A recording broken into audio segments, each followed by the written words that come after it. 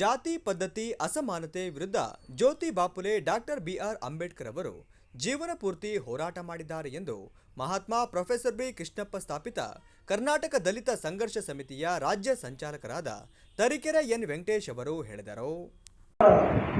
ಯಶಸ್ವಿಯಾಗಿ ಚಾಲನೆ ಕೊಟ್ಟು ಯಾಕೆ ನಾನು ಈ ಸಂದರ್ಭದಲ್ಲಿ ಇದೆಲ್ಲ ಮೆಲುಕಾಗ್ತಾ ಇದ್ದೇನೆ, ಒಂದು ಸಂಘವನ್ನು ಕಟ್ಟಬೇಕಂದ್ರೆ ನಮ್ಮಲ್ಲಿ ಸ್ವಾಭಿಮಾನ ಬೇಕು.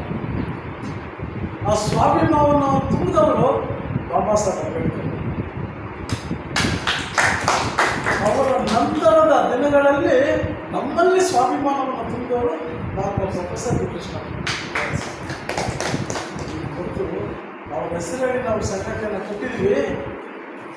ಅವರ ಗುರಿ ಏನಾಗಿತ್ತು ಅಂದರೆ, ಈ ಶೋಷಿತ ನಾವು ದೇಶವನ್ನು ಆಳುವಂಥವರಾಗಬೇಕು, ಅಧಿಕಾರವನ್ನು ಹಿಡಿಯುವಂಥವರಾಗಬೇಕು, ಸಮಾಜ ನಿರ್ಮಾಣ ಮಾಡುವವರಾಗಿರಬೇಕು. ಈ ಶೋಷಿತರಲ್ಲಿ ಶಿಕ್ಷಣದ ಅರಿವು ಮೂಡಿಸಿ ಉನ್ನತ ಶಿಕ್ಷಣವನ್ನು ಕೊಡಿಸಿ ಅವರು ಸಂವಿಧಾನವನ್ನು ಓದಿ ಸಂವಿಧಾನಬದ್ಧವಾಗಿರ್ತಕ್ಕಂಥ ಹಕ್ಕುಗಳನ್ನು ನಮ್ಮ ಜನರಿಗೆ ಹೇಳಿ ಅವರಲ್ಲಿ ಅರಿವುಗೊಳಿಸ್ತಕ್ಕಂಥ ಕೆಲಸವನ್ನು ಮಾಡಬೇಕು. ಆ ಗುರಿ ಮತ್ತು ಆ ಉದ್ದೇಶಗಳನ್ನು ಇಟ್ಕೊಂಡು ಇವತ್ತು ನಾವು ಈ ಕೋಟೆಯ ನಾಡು ಚಿತ್ರದುರ್ಗದಲ್ಲಿ ಸಭೆ ಸೇರಿಕೊಂಡಿದ್ದೇವೆ. ಈ ಸಭೆಗೆ ಸಾಕು, ನಮಗೆ ಸಾವಿರಾರು ಜನ ಬಂದು ಸಭೆ ಮಾಡಬೇಕಾಗಿಲ್ಲ. ನಿಮ್ಮಾಗೆ ಬಂದಿರತಕ್ಕಂಥ ಒಂದು 25ರಿಂದ 30 ಜನ, ಇವತ್ತು 30 ಜನ ಈ ಸಭೆಯಲ್ಲಿ ಇರ್ತಾರೆ.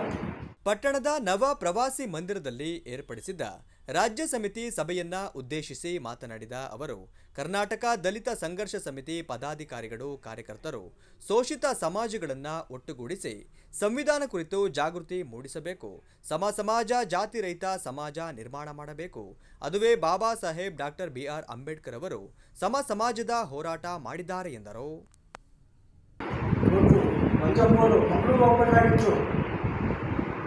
ಸಂಘಟನೆಯ ಕಮಿಟ್ಮೆಂಟ್, ಆ ಬದ್ಧತೆ ಇರೋದ್ರಿಂದ ಅವರು ಇಲ್ಲಿ ಇದ್ದಾರೆ.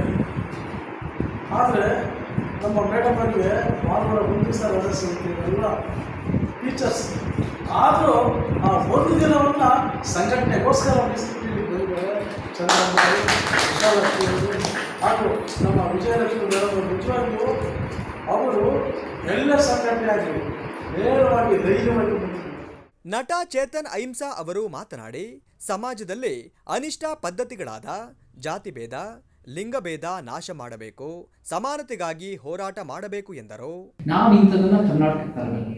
ನಮ್ಮ ಮೂಲ ಶತ್ರು ಯಾರು ಅಂದರೆ ಯಾವ ಜಾತಿಯಲ್ಲ, ಯಾವ ಧರ್ಮದವರಲ್ಲ, ಯಾವ ಪಕ್ಷದವರಲ್ಲ, ನಮ್ಮ ಯಾವ ಮಾತೃಭಾಷೆ ಅಲ್ಲ. ನಮ್ಮ ಮೂಲ ಶತ್ರು ಅಸಮಾನತೆ ಮತ್ತು ಅನ್ಯಾಯದಲ್ಲಿ ಕೂಡಿರೋ ವ್ಯವಸ್ಥೆ. ನಮ್ಮ ಸುರೇಶ್ ಗೌತಮ್ ಅವರು ಹೇಳ್ತಾ ಇದ್ರು, ಯಾರು ನಮ್ಮ ಶತ್ರು? ನಮ್ಮ ಶತ್ರು is the system of inequality in injustice. ಆ ಅಸಮಾನತೆ ಮತ್ತು ಅನ್ಯಾಯದ ವ್ಯವಸ್ಥೆನ ಪ್ರಶ್ನೆ ಮಾಡಿದ್ರೆ ನಾವು ಅದನ್ನು ಸರಿಪಡಿಸೋದು ನಮ್ಮ ಗುರಿ. ಅದನ್ನು ಹೇಗೆ ಪವರ್ ಸ್ಟ್ರಕ್ಚರ್ಗಳನ್ನ ಫೈಟ್ ಮಾಡಬೇಕು. ಎಲ್ಲ ನಿಂತಿರೋದು ಪವರ್ ಸ್ಟ್ರಕ್ಚರ್. ಜಾತಿ, ಲಿಂಗ, ವರ್ಗ, ಭಾಷೆ, ಉದ್ಯೋಗ, ಸಾಂಸ್ಕೃತಿಕ, ಶಿಕ್ಷಣ, ಆರೋಗ್ಯ, ಕ್ರೀಡೆ, ಭೌಗೋಳಿಕ ಎಲ್ಲ ಪವರ್ ಸ್ಟ್ರಕ್ಚರ್. ಇದನ್ನು ಸರಿಪಡಿಸ್ಬೇಕಂದ್ರೆ ಹೇಗೆ? ತಳಮಟ್ಟದಿಂದ ಏರಿಸೋದು, ಮೇಲಿಂದ ಇಳಿಸೋದು, ಸಮಾಜ ಕಂಡು. ಫಾರ್ ಎಕ್ಸಾಂಪಲ್, ನಿಮಗೆ ಆರ್ಥಿಕ ಶಕ್ತಿ ರಚನೆ ನೋಡಿ. 1% ಉಳ್ಳವರ ಹತ್ರ 40ರಿಂದ 50% ದುಡ್ಡಿದೆ. ಬಡ 50% ಕೇವಲ 5ರಿಂದ 10% ದುಡ್ಡಿದೆ. ಹೆಂಗೆ ಸರಿಪಡಿಸೋದು? 1% ಪ್ರಗತಿಪರವಾಗಿ ತೆರಿಗೆ ಹಾಕಿ ಇಳಿಸಿ 50% ಹಂಚಿಕೆ ಮಾಡಿ ಬೆಳೆಸೋದು. ಸೊ ಈ ರೀತಿ ಕಟ್ಟಿದ್ರೆ ನಾವು ಸಮಾಜ ಮಾಡೋದು. ಸೊ ಆ ರೀತಿ ಪವರ್ ಸ್ಟ್ರಕ್ಚರ್ಗಳನ್ನ ಫೈಟ್ ಮಾಡೋದು. ಬಾಬಾ ಸಾಹೇಬ್ ತಂದೆ ಪೇರಿಯರ್ ಕಾಂಚೀರಾಮ್ ಅವರೆಲ್ಲ ಪೊಲಿಟಿಕಲ್ ಮೂವ್ಮೆಂಟ್ ಮುಖಾಂತರ ಇಂಡಿಪೆಂಡೆಂಟ್ ಲೇಬರ್ ಪಾರ್ಟಿನೂ ಬಾಬಾ ಸಾಹೇಬ್ ಯಶಸ್ವಿ ಮಾಡ್ತಾರೆ. ತಂದೆ ಪೇರಿಯರ್ ದ್ರಾವಿಡ ಚಳುವಳಿ ಅನ್ನೋದು ಭಾಳ ಗಟ್ಟಿಯಾಗಿ ಅಲ್ಲೂ ಕೂಡ ತಮಿಳುನಾಡು ಯಶಸ್ವಿ ಮಾಡ್ತಾರೆ, ಪ್ರಾದೇಶಿಕತೆ. ಕಾಂಚೀರಾಮ್ಜಿ ಬಹುಜನ ಒಂದು UPನಲ್ಲಿ ಅದು ಯಶಸ್ವಿ ಮಾಡ್ತಾರೆ, PSP. ಇದನ್ನು ನಾವು ತರಬೇಕು ಅಂದರೆ ನಮಗೆ ಮೇಯ್ನ್ ಅಂದರೆ 10 ಪಾಯಿಂಟ್ ಅಜೆಂಡಾ. ಲಿಂಗ ಸಮಾನತೆ, ಜಾತಿಯ ಸಮಾನತೆ, ಆರ್ಥಿಕ ಸಮಾನತೆ, ಧರ್ಮ ನಿರಪೇಕ್ಷತೆ, ಸೆಕ್ಯುಲರಿಸಮ್, ಭಾಷಾ ಸಾಂಸ್ಕೃತಿಕ ಸಮಾನತೆ, ಪ್ರಾದೇಶಿಕತೆ, ಪರಿವರ್ತನಾ ಪರಿಸರವಾದ, ಭ್ರಷ್ಟಾಚಾರ ವಿರೋಧ ಮತ್ತು ಆರೋಗ್ಯದ ಪರಿವರ್ತನೆ, ಮತ್ತು 15 ಪೊಲೀಸು